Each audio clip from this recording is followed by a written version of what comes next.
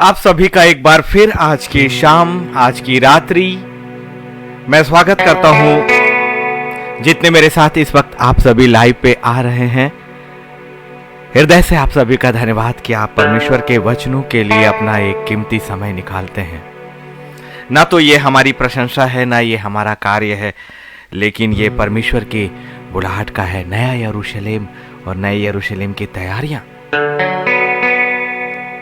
परमेश्वर के अनुग्रह से ही तो हमारी सांसें हैं। परमेश्वर के लोगों, मैं आप सभी का स्वागत करता हूं। यदि कोई आप में से कोई नया हमारे साथ ज्वाइन कर रहा है, मैं आपका हृदय से आभार व्यक्त करता हूं और आपसे निवेदन है कि आप हमारे साथ बने रहें हमेशा की ओर। और जितने YouTube में मुझे देखने वाले हैं बाद में, मैं उनका भी स्वागत करता हूं। जितने इस लाइव पर बाद में आने वाले हैं, मैं उनका भी स्वागत करता हूं। इस लाइव को ऑफलाइन देखने वाले भी, मैं आप सभी का हृदय से स्वागत करता हूं। मनुष्य ने अपनी जिंदगी में बहुत सी धारणाएं बनाई हैं। उसे लगता है कि पहले मैं अपनी योजनाओं को बना लूं। परमेश्वर की कल्पनाएं आपकी सोच और विचारों से बहुत अलग होती हैं। वक्त जो बीत जाता है और जो परमेश्वर की सोच से अलग हो जाता है, वो वक्त कभी भी नहीं आता। बुलाहट का भी एक समय होता है और बहुतेरे हैं जिन्हें लगता है कि वो प्रभु की सेवा कर रहे हैं, लेकिन उनकी सेवा में ना अपनी इच्छा, अपनी योजना, अपनी सहूलियत होती है। एक बात मैं बड़ी स्पष्टता के साथ कहूं कि परमेश्वर के अगुओं की जिंदगी बहुत कठिन होती है। लगता है ना कि परमेश्वर की संगति जब आपको सिखाया जाता है तो यह सिखाया जाता है कि परमेश्वर के साथ रहना आशीषों का कारण होता है।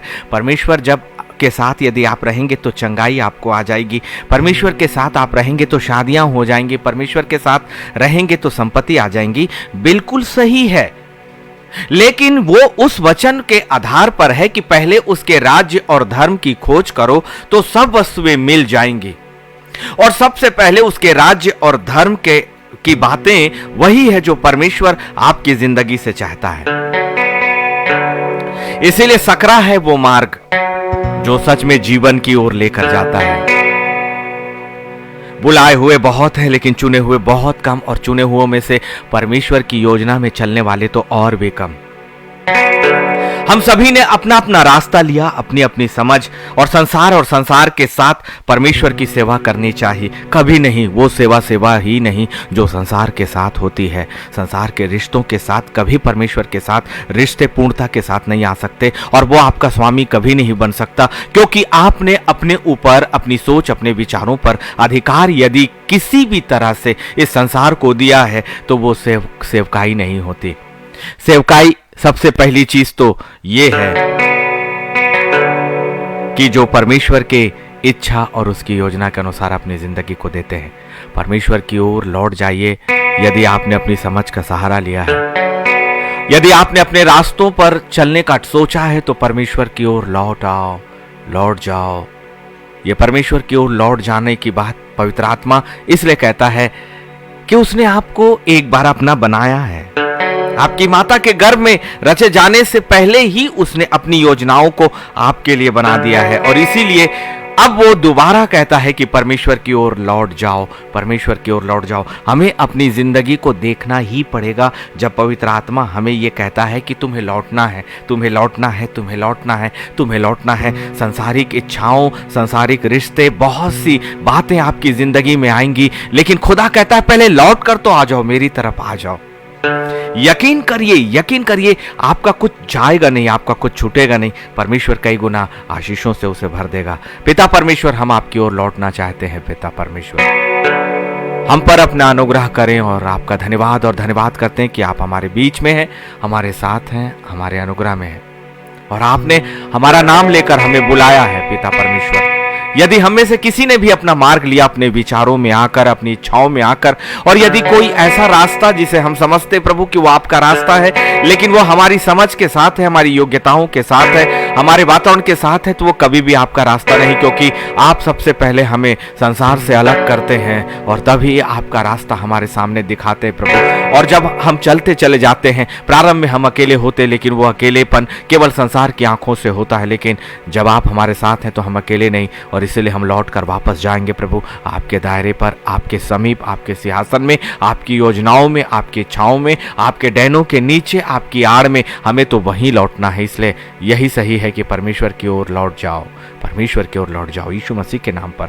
आमीन, आमीन, आमीन। आइए, एक आराधना है जो मैंने पहले भी किया है, मेरा प्रभु मेरा खुदा तूने नाम लेकर मुझको बुलाया। एक बार फिर से बुलाहट है, आइए इस बुलाहट पे।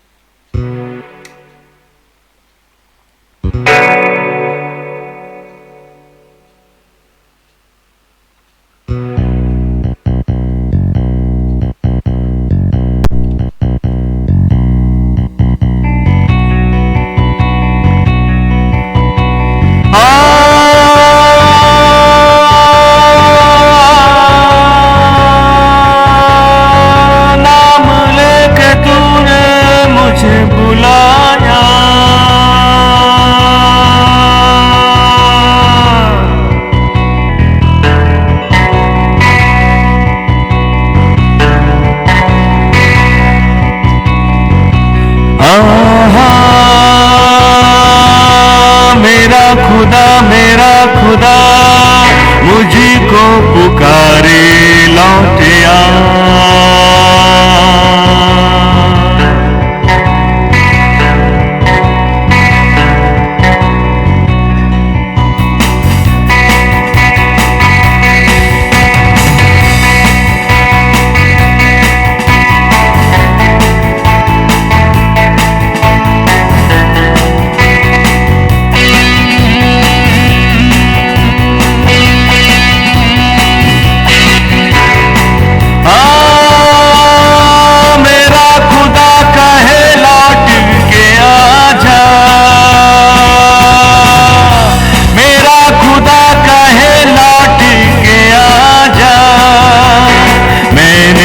सोचा तेरे लिए वो विचार क्या ही अद्भुत।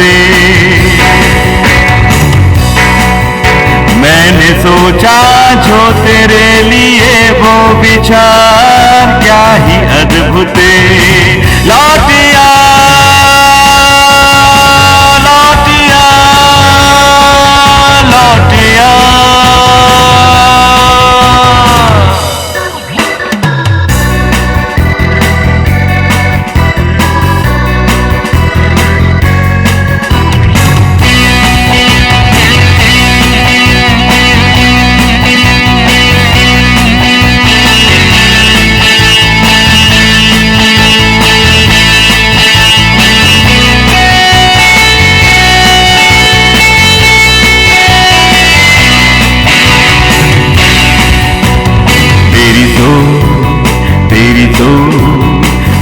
जमीन आसमां का अंतर है।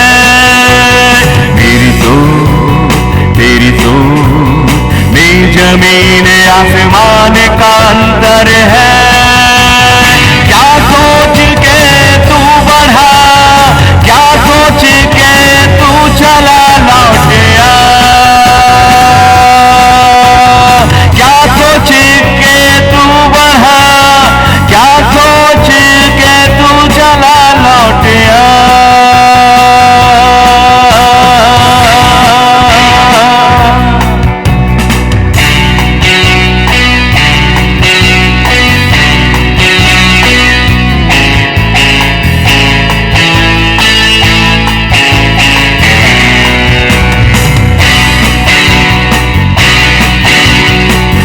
तुझे कोई और नहीं चाहिए, तेरा खुदा तेरे लिए काफी है। तुझे कोई और नहीं चाहिए, तेरा खुदा तेरे लिए काफी है। तेरी ढाल तेरी यार तेरा सब कुछ वो खुदा तेरी ढाल, तेरी याद, तेरा सब कुछ वो खुदा। लौट आ, लौट आ, लौट आ, लौट आ।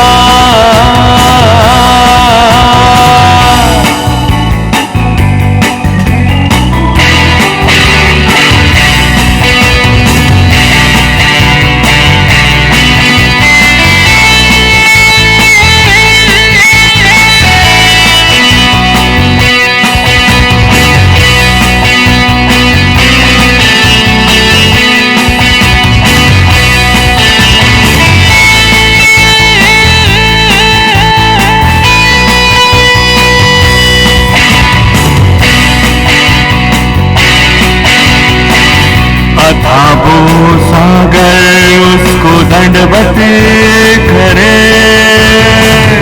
आसमां वो चाहे तो झुक जाए, झुक जाए। अथा वो कुंड तो उसको नमन करे, नमन करे। सूरज चांद सितारे ढक जाए, उसी खुदा ने तुझे कहा लौट आ, बेटे मेरे तू लौट आ। उसी खुदा ने तुझे कहा लौट आ, लौट आ, लौट आ, लौट आ, लौट आ, लौट आ, लौट आ।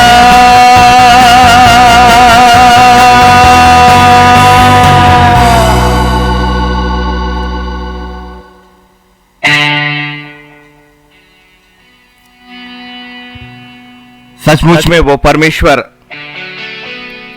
जो सामर्थ का परमेश्वर है, उसने आपको और मुझे कहा कि तू लौटा। इसलिए परमेश्वर की ओर लौट जाओ। यह बुलाहट अभी है जब आपके और मेरे पास सच में अभी वक्त है। जकरिया नबी और जितने भविष्यवक्ता हुए हैं, आज बहुत सी भविष्यवक्ताओं की उन बातों पर जिनके द्वारा 2022 की भविष्यवाणी करी गई आपकी और मेरी जिंदगी के, आज की शाम पवित्र आत्मा मुझे हर उन जगहों पर लेकर गया। पवित्र शास्त्र बाइबिल एक सच है और अनंत जिंदगी भी एक सच है, और आप एक वास्तव में एक आत्मा है, यह भी सच है। बातें परमेश्वर अपने नबियों के माध्यम से हजारों वर्षों से मनुष्य से बातें करते आ रहा है और अपनी बातें मनुष्यों तक पहुंचाते आ रहा है, क्योंकि मेरे परमेश्वर का प्रेम सच में अगापे प्रेम है। और अगापे प्रेम का मतलब है एक ऐसा प्रेम जिसकी तुलना इस संसार में कतई नहीं हो सकती, कभी नहीं हो सकती। और वो परमेश्वर ने जो रिश्ता आपसे बनाया है ना, उसने जोड़ा है आपसे अपना रिश्ता। उसने अपने आप को आपका पिता कहा और आपको अपनी संतान कहा उसने। और सबसे पहले उसने अपना सब कुछ, अपना सारा अधिकार आपको दिया, आपको दिया। इस पृथ्वी को जब उसने पुनः निर्माण किया, उसने इस पृथ्वी पर ही नहीं, परंतु अब तो यीशु मसीह के जाने के बाद इस पृथ्वी के अलावा स्वर्ग पर भी आपको ही अधिकार दिया है संपूर्णता के साथ। इसलिए उन भविष्यवक्ताओं की किताबों को आपने ऐसे टाल दिया, लेकिन परमेश्वर की बातें तो वही है, क्योंकि परमेश्वर अपने नबियों के माध्यम से ही तो बातें करता है। और पवित्र आत्मा भी एक नबूवत करने वाली आत्मा है, और वही पवित्र आत्मा भविष्यवक्ताओं या आपके अगुवों के अंदर आकर आपसे बातें करती है, चाहे वो किसी भी रूप में बातें करे। यह परमेश्वर का विशेषाधिकार है कि परमेश्वर अपनी संतानों से, अपनी प्रजा से किस रूप में, कब, कहां, कैसे बातें करना चाहता है। और ये सारी निर्धारण हम अपनी चित्त के अनुसार, अपनी समझ के अनुसार करते हैं और चाहते हैं कि परमेश्वर मुझसे ऐसे बोला, कभी नहीं, कभी भी नहीं। लेकिन परमेश्वर की ओर लौट जाओ, ये आत्मा आज आपसे और मुझसे कहता है। और इससे पहले कि वो हमें गहराइयों पर लेकर चले, उन भेदों पर लेकर चले, उन रहस्यों तक लेकर चले जो पवित्र शास्त्र के कलाम के अंदर है, जो बातें परमेश्वर आज आपसे और मुझसे करना चाहता है, पवित्र आत्मा नीति वचन 3, 5 और 6 को हर दिन की भांति हमारे सामने रख कर ही शुरुआत करता है कि तू अपनी समझ का सहारा मत लेना, लेकिन संपूर्ण मन से परमेश्वर यहोवा पर भरोसा रखना। इसका मतलब सच है ना कि हम अपनी समझ का सहारा ना लें और संपूर्ण मन से परमेश्वर यहोवा पर भरोसा रखें, तभी उसकी बातें हमारे लिए सच हो सकती हैं। यदि हमने अपनी सांसारिक बुद्धि को, अपनी सोच को, अपने वातावरण को अपने चारों ओर लेकर आए और मनुष्यों ये जान लो कि परमेश्वर का साम्राज्य एक सांसारिक साम्राज्य बिल्कुल भी नहीं है, और वहां का ज्ञान संसार का ज्ञान वहां की ज्ञान की तुलना में कुछ भी नहीं है, और कभी भी परमेश्वर के अथाह योजनाओं को हम मनुष्य कभी भी नहीं समझ सकते। केवल अनुग्रह में कुछ भाग, कुछ पाठ, कुछ बातें वो हम तक कहता है और पवित्र आत्मा को हमारी सहायता करता है।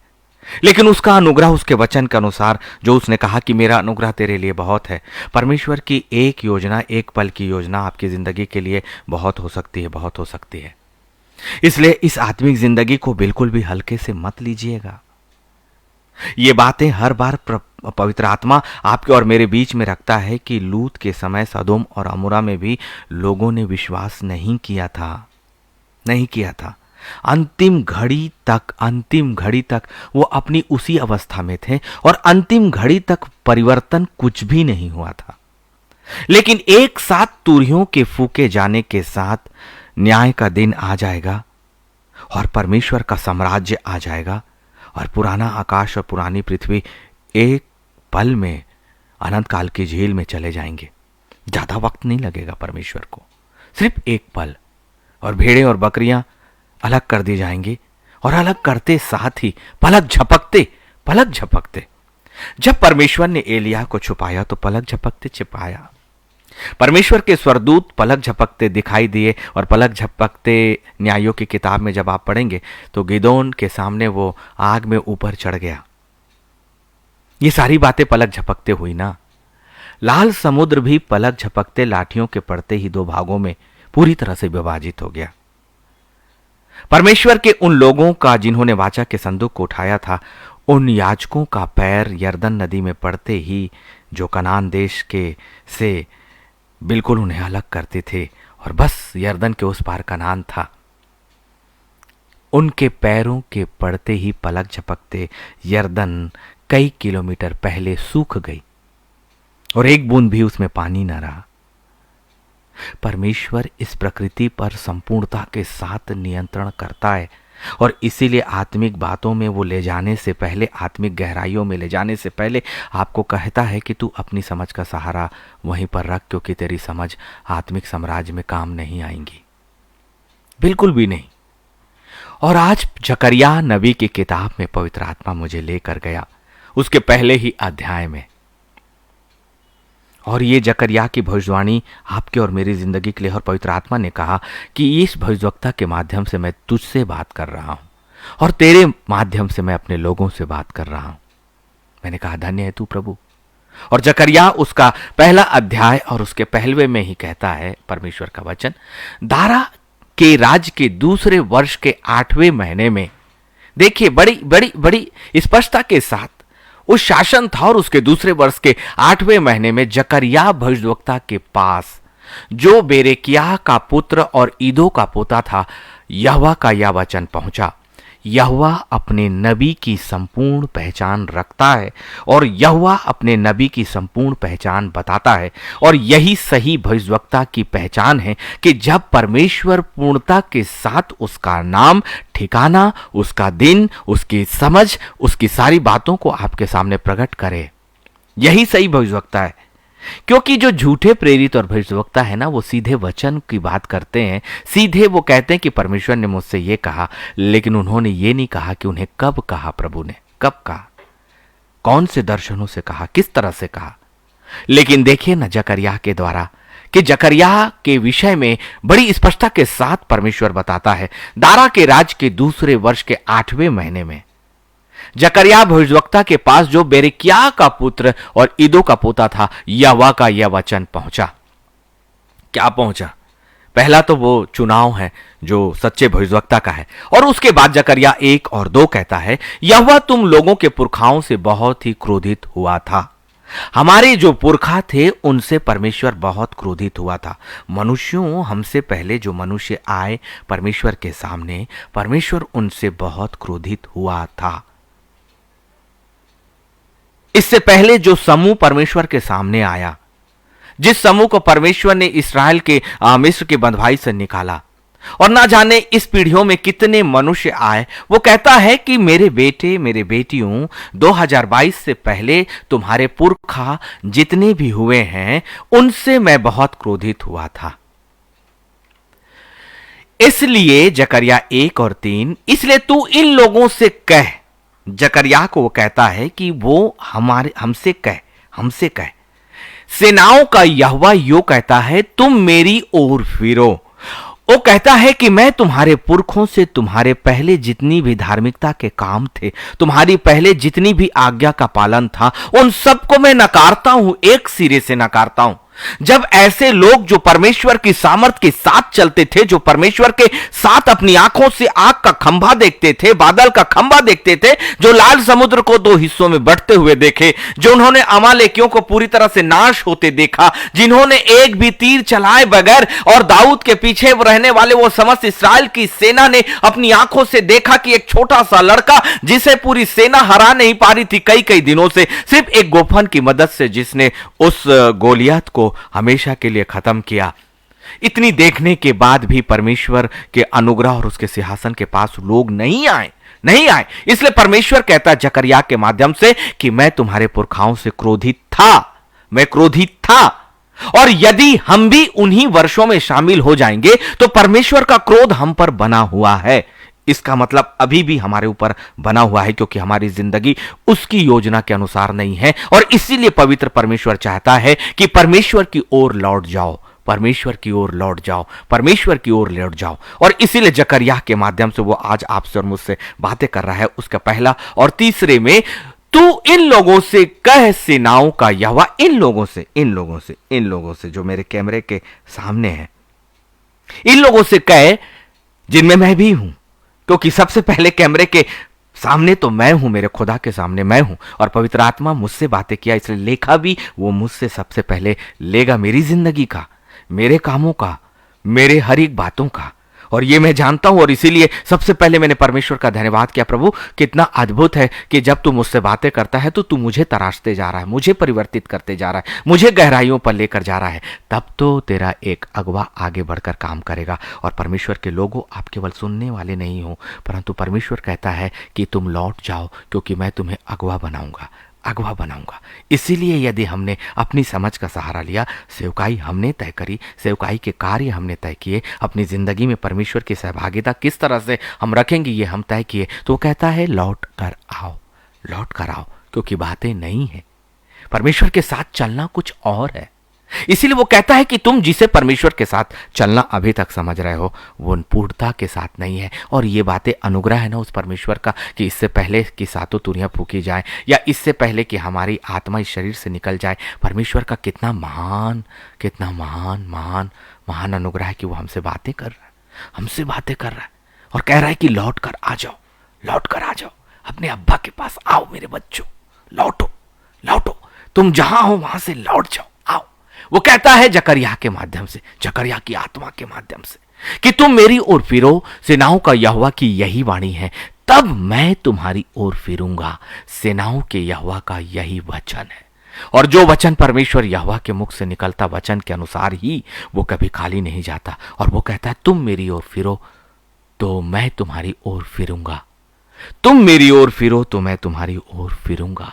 यदि आपने परमेश्वर को अभी दुखी किया और नाराज किया और क्रोधित किया था, तो परमेश्वर ने अपना मुख आपसे विपरीत फेरा है, और इसलिए अब कहता है उसका एक ही उपाय है, क्योंकि उसका प्रेम भी है ना उतना ही। और इसलिए वो नहीं चाहता कि अपने न्याय से पहले नए यरूशलेम में जब आत्माओं को वो उठाएगा और जब मत्ती 25 के अनुसार वो भेड़ों और बकरियों को अलग करेगा और लूका के उस अध्याय के अनुसार 34वें के अनुसार जब वो कंगाल और उस धनी व्यक्ति की आत्मा का न्याय के समान वो नहीं चाहता।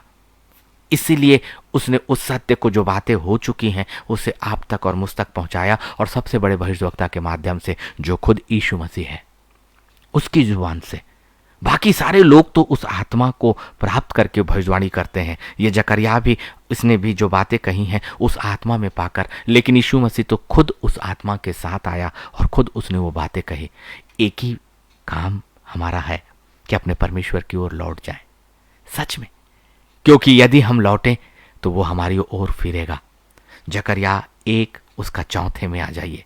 अपने पुरखाओं के समान ना बनो। अभी अवसर दे रहा है वो परमेश्वर।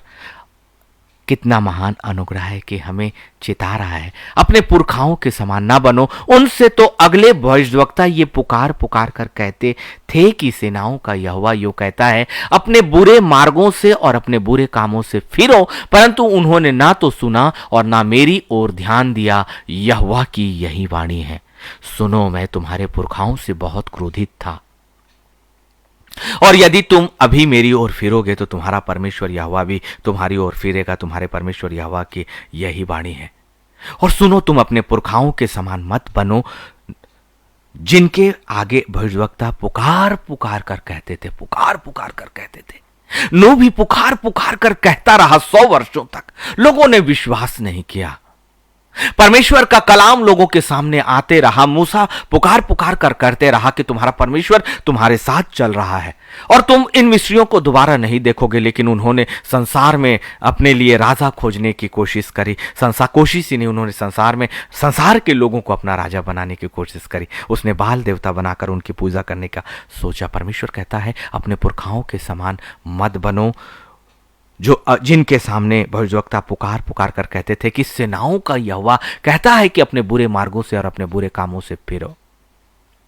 बहुत से लोग ये सोचते हैं कि हमारे कार्य जो है हम जिंदगी में करते चले जाएं, अपने उन शरीर का हम नाश करते चले जाएं, जो पवित्र आत्मा का मंदिर है हम उसे नाश करते चले जाएं, और केवल लोगों को जो प्रार्थना योद्धा हैं या आपके परिवार के लोग हैं उनकी मध्यस्थता की प्रार्थना से वो धर्मी ठहराए जाएंगे या वो बुरे कामों से। लेकिन परमेश्वर ये नहीं कहता, वो सिर्फ ये कहता है कि भविष्यवक्ताओं और मेरी आवाज को तुम सुनो और अपने बुरे मार्गों और अपने बुरे कामों से फिरो। यदि हमने अपने उन जीवन को नहीं छोड़ा, अपने उस बुरे कार्यों को नहीं छोड़ा, अपने बुरे मार्ग को नहीं छोड़ा, तो कभी भी परमेश्वर की ओर हम नहीं फिरेंगे।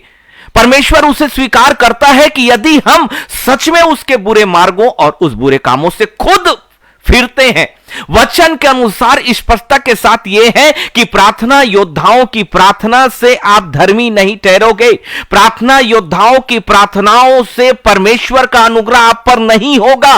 प्रार्थना योद्धाओं और किसी मध्यस्थ के द्वारा आपकी जिंदगी बदलेगी नहीं। वचन के अनुसार परमेश्वर की ओर लौट आने से परमेश्वर कहता है कि यदि तुम मेरी ओर फिरोगे तो मैं तुम्हारी ओर फिरूंगा। यही सुसमाचार है जो वचन के अनुसार सत्य है, और यही रहस्य है। सच में ना जाने कितनी बड़ी भीड़ जो है वो भविष्यवक्ताओं के पीछे भाग रही है, लीडरों के पीछे भाग रही है, उनकी मीटिंग्स के पीछे भाग रही है। और इस सबसे पहले तो अपने मन का फिराव अपने परमेश्वर की ओर करो, और परमेश्वर तो हर जगह है, आपकी अपनी जगह है। फिर भागना उन अगुओं के पीछे और अधिक अगुवाई और उस समझ के लिए जो परमेश्वर आपको देगा। अपनी समझ का सहारा कभी मत लीजिए। यदि अगुवा देगा तो खुदा देगा ना, क्योंकि खुदा जब आपकी ओर फिरेगा तब अपनी सारी बातों, अपनी योजनाओं को आपके तक लेकर आएगा। इसलिए परमेश्वर की ओर लौट जाओ, परमेश्वर की ओर लौट जाओ। बिना अपने बुरे कामों और बुरे मार्गों से फिरे कभी भी परमेश्वर हमारी ओर फिरेगा नहीं, और परमेश्वर का कलाम कभी झूठा नहीं हो सकता। और कोई दूसरा उपाय नहीं है कि हम परमेश्वर की ओर लौट जाएं। परमेश्वर की ओर लौटने के सिवा कहीं पर अनुग्रह नहीं है, क्योंकि अनुग्रह सिर्फ इससे है कि परमेश्वर अपना मुख आपकी ओर फेरे। और अपने इन कलामों को जो जकरिया के माध्यम से, जकरिया उसका पहला अध्याय उसके 1 से 6 कलाम तक, अभी तो हम 4 तक पहुंचे हैं, परमेश्वर अपनी सारी बातों को आपके सामने बड़ी स्पष्टता के साथ प्रकट कर रहा है। सही प्रकाशन में आइए पवित्र आत्मा के साथ, क्योंकि पवित्र आत्मा से बढ़कर कोई दूसरा शिक्षक नहीं है, पवित्र आत्मा से बढ़कर कोई दूसरा वचन की गहराइयों तक ले जाने वाला नहीं है। और आज जकरिया को उसने आज्ञा दी कि वो वचन हमारे लिए कहे और निकाले, और इसलिए वो कहता है कि ओ पुरखाओं के समान मत बनो, पुरखाओं के समान मत बनो। यदि तुम अपने आप को फेरोगे अपने परमेश्वर की ओर, तब परमेश्वर तुम्हारी ओर फिरेगा। और परमेश्वर अपने वचन से कभी बाहर नहीं जाता। इसलिए बहुतेरे हैं जो कहते हैं कि मैं अपनी जिंदगी में चाहे कुछ भी करूं, तुम प्रार्थना करो मेरे लिए। बहुतेरे लोग ये कहते हैं कि मैं अपनी जिंदगी में जैसा चाहूं, मेरी मेरी मेरी धार्मिकता किसी और से, कोई और मेरे बदले अपने आप को अंगीकार किए बिना, बिना परमेश्वर के सामने हमारा मुख फेरे बिना कोई दूसरा अपना मुख फेरेगा तो परमेश्वर उसकी ओर अपना मुख फेरेगा ना। आप उसके पीछे हो ना, आपने परमेश्वर के सामने वो अपने मार्गों से, अपने अपने रास्तों से अपना रास्ता फेरा नहीं, परमेश्वर की ओर लौटे नहीं, तो परमेश्वर का मुख आपकी तरफ आएगा कैसे? और फिर जब परमेश्वर का मुख नहीं आया और उसका अनुग्रह नहीं हुआ, तो परमेश्वर की ओर लौटे बिना परमेश्वर के सारी सुरक्षाओं को कभी नहीं प्राप्त कर पाओगे, और नया यरूशलेम कभी नहीं, कभी नहीं।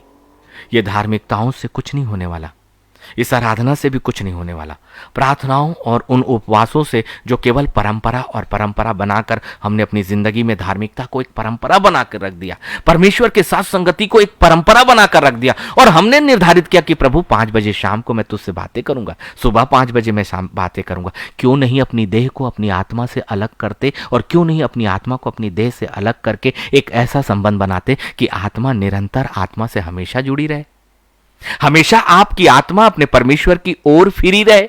तो फिर यह शरीर हार जाएगा, क्योंकि जब आत्मा परमेश्वर के मुख के सामने रहेगी तो शरीर की औकात क्या है? जो मिट्टी है वो इसी जगह पर रहने वाला है। और शरीर की औकात का मतलब क्या है पता आपको?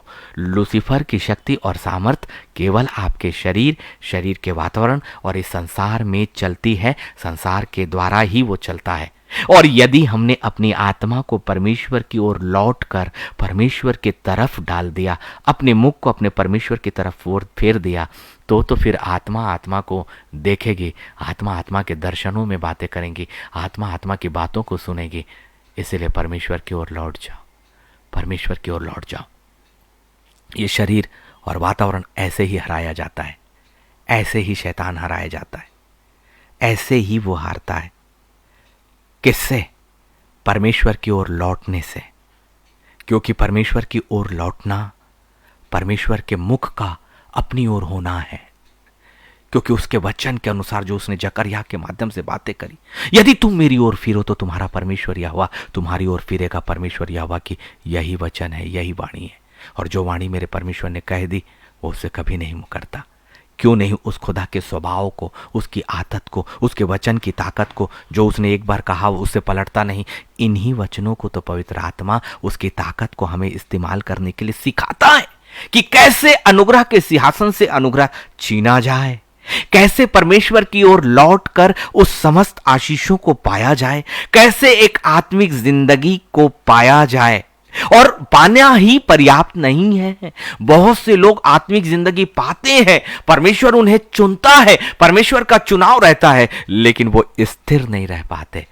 इसीलिए मैंने कहा ना कि अपनी दौड़ को पूरी करो, मैंने यही प्रचार किया था, आत्मा ने यही कहा था कि अपनी दौड़ को हमें पूरी करना है। जकरिया 1 और 5 में आइए ना, तुम्हारे पुरखा कहां रहे और भविष्यवक्ता क्या सदा जीवित रहते? क्या भविष्यवक्ता ये आत्मा आपके जीवन के साथ लगातार बातें करेगा? कभी नहीं, कभी नहीं। पवित्र आत्मा कभी भी दया की आत्मा नहीं है, पवित्र आत्मा कभी भी अनुग्रह की आत्मा नहीं है। अनुग्रह सिर्फ यीशु मसीह तक है, अनुग्रह और दया सिर्फ यीशु मसीह तक है। और पिता परमेश्वर से भी था, परमेश्वर ने भी बहुत अनुग्रह किया, लेकिन परमेश्वर का अनुग्रह भी हमेशा नहीं था। लेकिन यीशु मसीह के जीवन के द्वारा अनुग्रह हम तक आया, क्योंकि वो अनुग्रह सीधे स्वर्ग से एक देहधारी होकर हमारे और पीछे आया।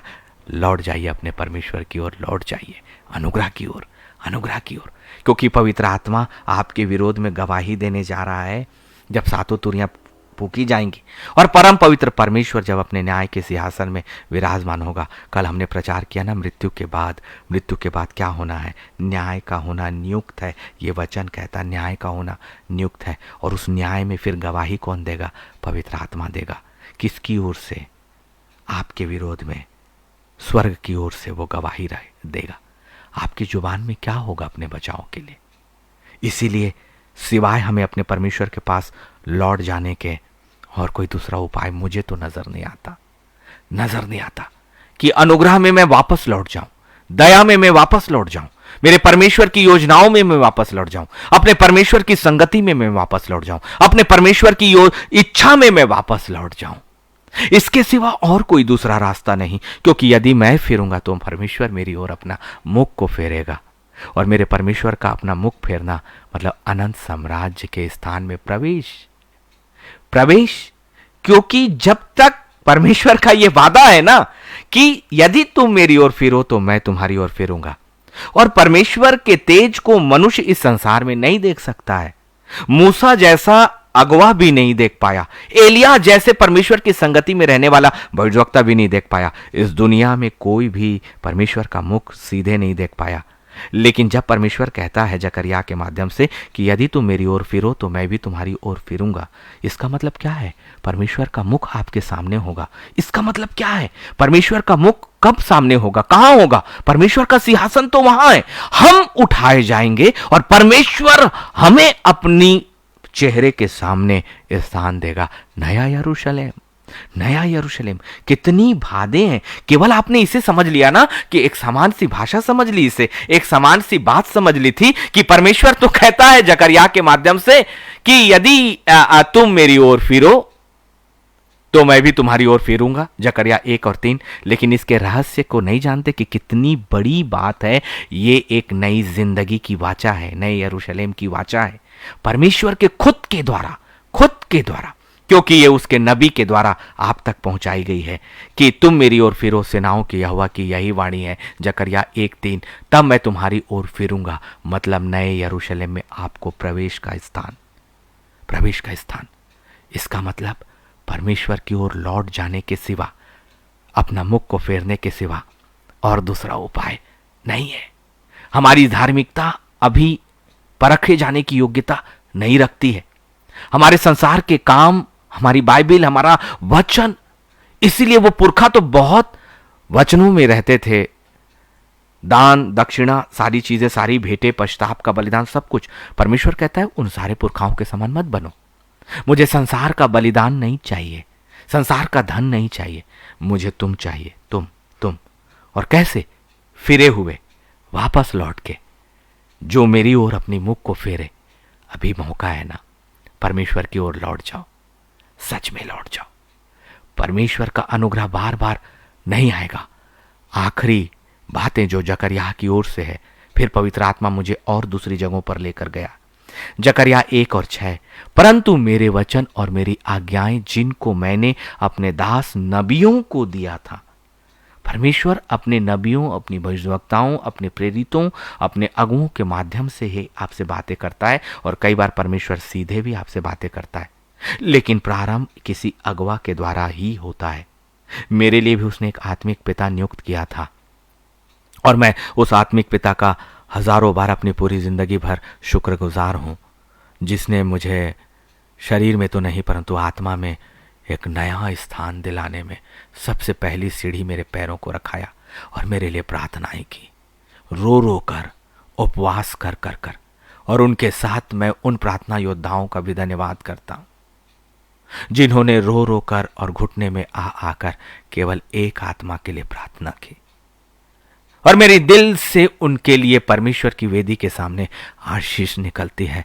खुदाबंद, तेरे ऐसे लोगों के लिए जिन्होंने मुझे रास्ता दिखाने में तेरे पवित्र वेदी के सामने मध्यस्थता करी, ताकि मैं लौट जाऊं तेरी ओर। मेरी जिंदगी एक संसार की जिंदगी थी, एक प्रोफेसर की सोच थी, एक गवर्नमेंट जॉब, एक प्रोफेशनल पर्सन, ना जाने कितनी तरह की सोच थी, कैसी कैसी सोच, धन संपत्ति पद वैभव सारी बातों की। लेकिन आज सब कुछ दिया प्रभु ने, वो बातें मुझसे अलग नहीं की, बहुत आशीषित कर दिया। और मेरी ज़िंदगी में आशीषों को पाने के लिए मुझे अब परिश्रम करना नहीं पड़ता, क्योंकि परमेश्वर की ओर जो लौट जाता है, परमेश्वर उनकी ओर अपना मुख का तेज फैलाता है। और मेरे परमेश्वर का तेज आशीष है, सुरक्षा है, चंगाई है। इसीलिए 3 मेजर हार्ट अटैक के बाद 20 से 21 साल तक परमेश्वर ने मुझे कभी अस्पताल का मुंह देखने नहीं दिया और ना कभी देखा, क्योंकि ये दिल की धड़कन मेरे परमेश्वर के तेज से चल रही है। केवल इसलिए एक ही काम किया, किसी ने मेरे लिए मध्यस्थता करी और वचन मेरे सामने रखा। किसी ने मेरे आत्मिक उन्नति के लिए प्रार्थनाएं की, घुटनों में आकर, और उपवास के साथ वो रोते रहे, भूखे और प्यासे। मैं खाता पीता रहा, लेकिन वो भूखे रहे कई कई दिनों तक। आज मुझे महसूस होता है और कहता हूँ, प्रभु उनके और उनके परिवारों को भी तो अपनी आशीषों से भर देना, जिन्होंने मेरे लिए नए साम्राज्य का स्थान खोलने में मेरी सहायता करी। और यही काम तो आज हमें करना है। परमेश्वर का वचन कभी खाली नहीं गया है, और स्वर्ग एक सच्चाई है खुदा के लोगों। आत्मिक जीवन और आत्मिक साम्राज्य भी एक सच्चाई है। इसीलिए जकरिया 1 और 6, मेरे वचन और मेरी आज्ञाएं जिनको मैंने अपने दास नबियों को दिया था, क्या वे तुम्हारे पुरखाओं पर पूरी ना हुई हैं? क्या वो बातें जो परमेश्वर ने कहा, जा सदोम और उमोरा नाश होगा, क्या वो नहीं हुआ? क्या वो कि जल प्रलय होगा, वो नहीं हुआ? क्या गोलियत मारा नहीं गया? बिल्कुल हुआ। लाल समुद्र क्या 2 हिस्सों में नहीं बांटा गया? वो भविष्यवाणियों के बाद परमेश्वर का वो वादा जो उसने इसहाक और इब्राहिम से किया था, क्या वो पूरा नहीं हुआ? पूरा हुआ। तो फिर अब ये बातें क्यों पूरी नहीं होंगी? निश्चित तौर से पूरी होंगी।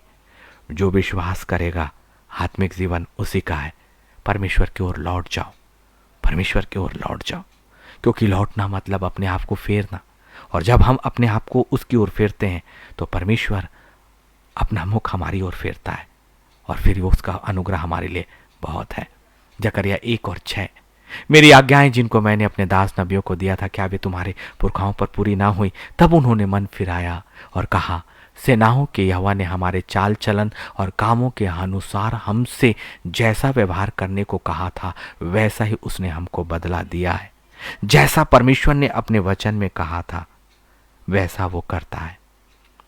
इसीलिए यदि हम अभी भी उसकी आज्ञाओं को नहीं फेरेंगे, तो नाश किए जाएंगे।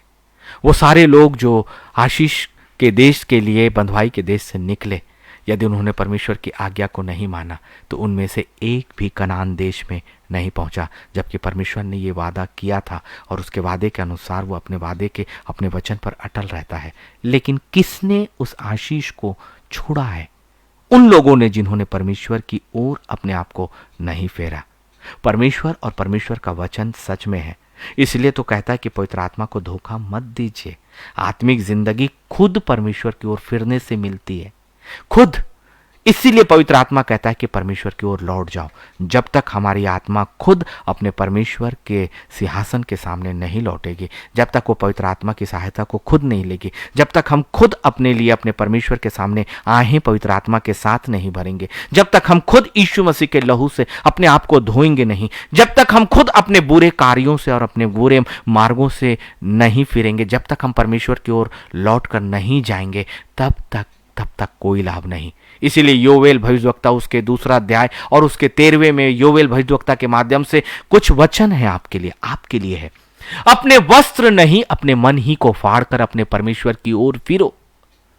आपकी चीजों से नहीं, आपके दान से नहीं, आपके बाहरी दिखावे से नहीं, लोगों के बीच में रोने और चिल्लाने से कुछ नहीं होता, ये जान लीजिए। इसका मतलब क्या है? जो वस्त्र फाड़ने का मतलब है लोगों के बीच में झूठा विलाप करने वाले लोग, जो झूठा रोना रोते हैं, झूठा विलाप करते हैं, ये लूसीफर की आत्मा का प्रमाण है कि वो झूठी बातें, झूठे आंसू बहाएगा, क्योंकि परमेश्वर यहाँ स्पष्टता के साथ योवेल 2 अध्याय और उसके 13वें के बाद अपनी बातों को कह रहा है। इसका मतलब यदि जो परमेश्वर के सामने हर कोई हाय प्रभु लोगों के सामने हाय हाय जो रोना रोते हैं वो वस्त्र फाड़ते हैं, इसका मतलब ये है योवेल 2 और 13 की आगाही जान लीजिए और पहचान भी लीजिए। उन लोगों की पहचान जो रोते हैं, जो वस्त्रों को फाड़ते हैं, वो परमेश्वर की ओर समर्पण नहीं, लूसीफर की आत्मा को लिए हुए ऐसे व्यक्ति हैं जो आपकी आत्मिक जिंदगी को हमेशा के लिए परमेश्वर से दूर कर सकते हैं।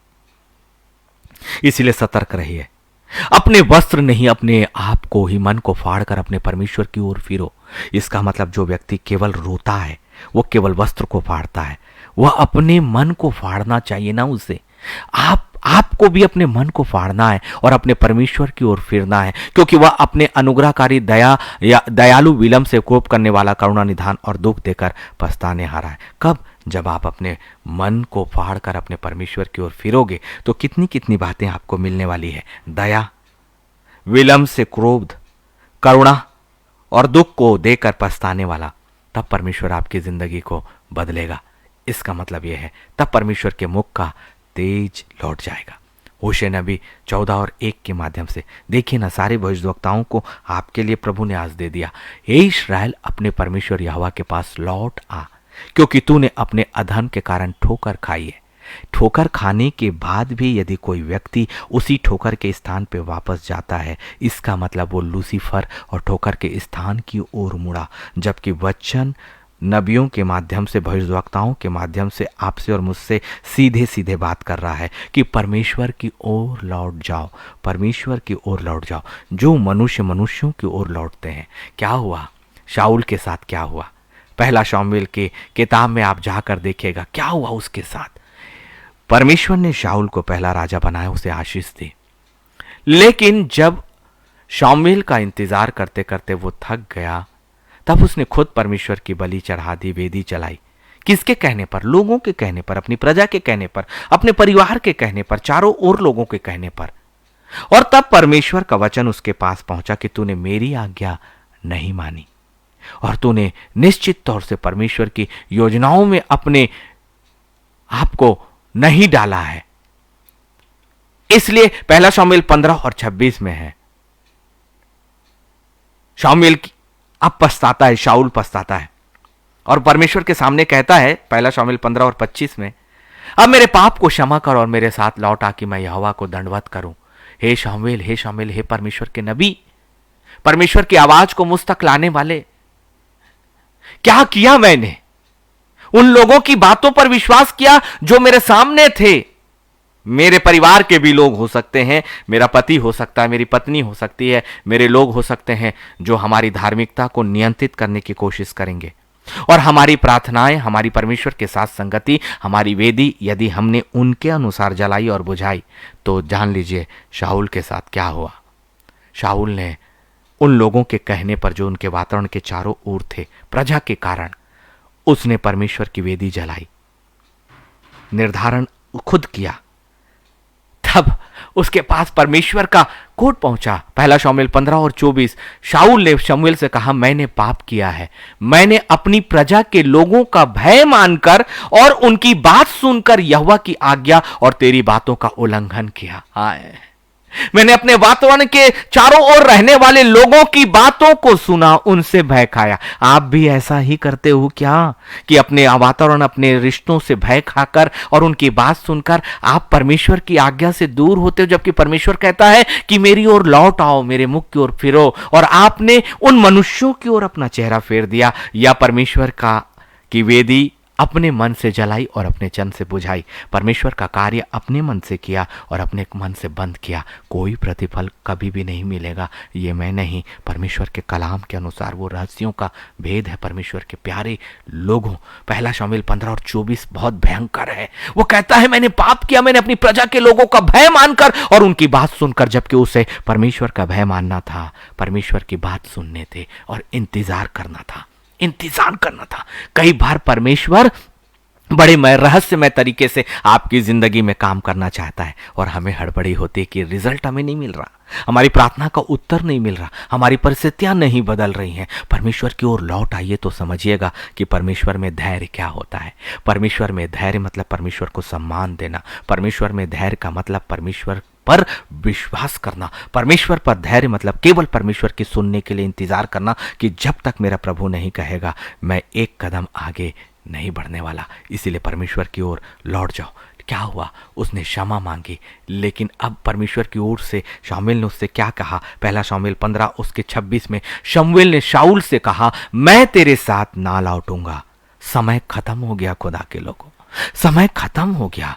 परमेश्वर के भय का एक समय है, परमेश्वर की आवाज सुनने का एक समय है, परमेश्वर के पास लौटने का एक समय है। परमेश्वर के पास आप जब चाहो तब नहीं लौटोगे। आपके मन से आप यह निर्णय नहीं ले सकते कि अभी तो मैं ऐसा ही जी लूं, अभी तो मैं ऐसा ही कर लूं, जब आएगा तो परमेश्वर के अनुग्रह में मैं लौट जाऊंगा। नहीं, पहला शामुएल 15 के माध्यम से पवित्र आत्मा ने मुझे बहुत गंभीर परिस्थितियों की ओर लेकर गया आज, और मुझे समझाया और मुझसे बातें की, और वही बातें मैं आपके सामने कह रहा हूं। लौटने का वक्त खत्म हो गया। शाऊल के लिए लौटने का वक्त खत्म हो गया। कहीं ऐसा तो नहीं कि हमारे लिए भी वो लौटने का वक्त खत्म हो जाए। इसीलिए परमेश्वर के पास अभी अनुग्रह और दया का सिंहासन खुला है। लौट जाओ, लौट जाओ, परमेश्वर के पास अभी लौटो। उसने कहा, क्योंकि तूने यहोवा की बात को तुच्छ जाना है। यदि परमेश्वर जिस समय हमें बुलाहट देता है, यदि उस समय हम नहीं लौटते, इसका मतलब हम परमेश्वर को तुच्छ जानते हैं। यदि हम अपने आप को नहीं फेरते लेकिन लोगों को कहते कि हमारे लिए प्रार्थना करो, तो हम परमेश्वर को तुच्छ जानते हैं।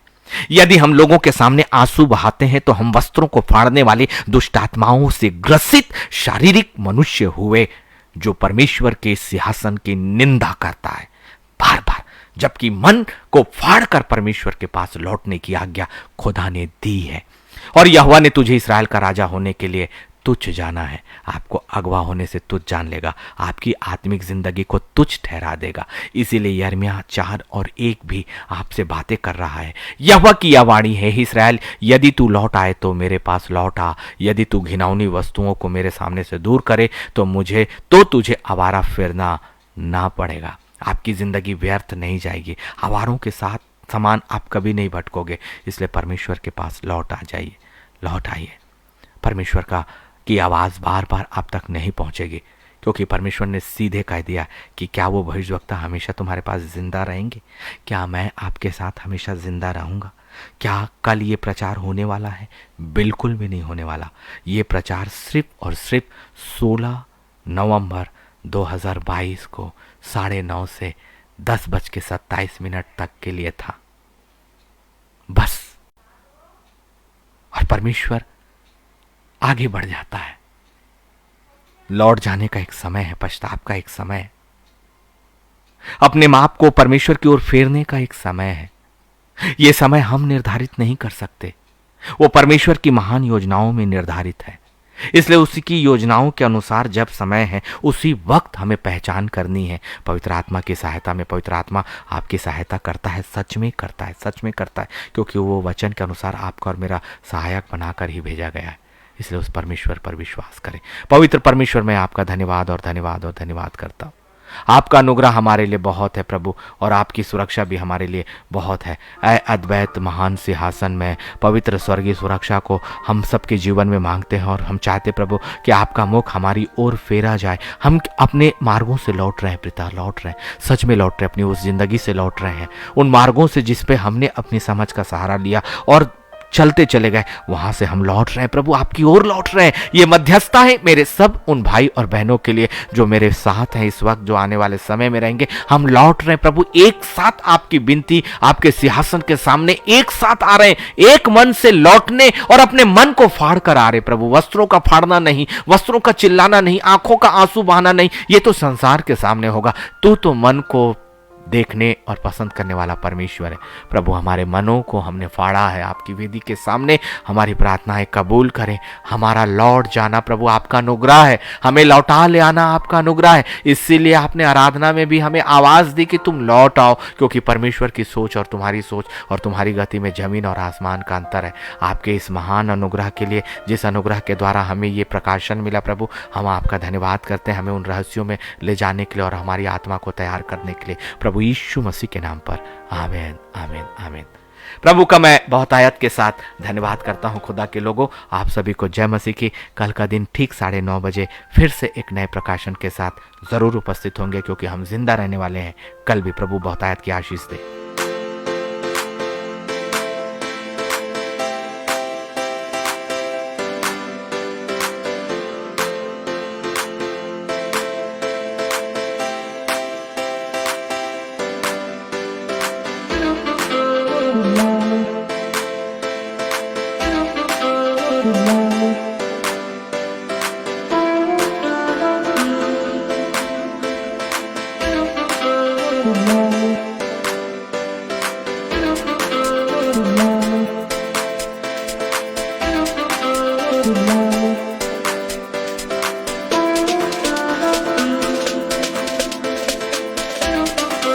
Thank you.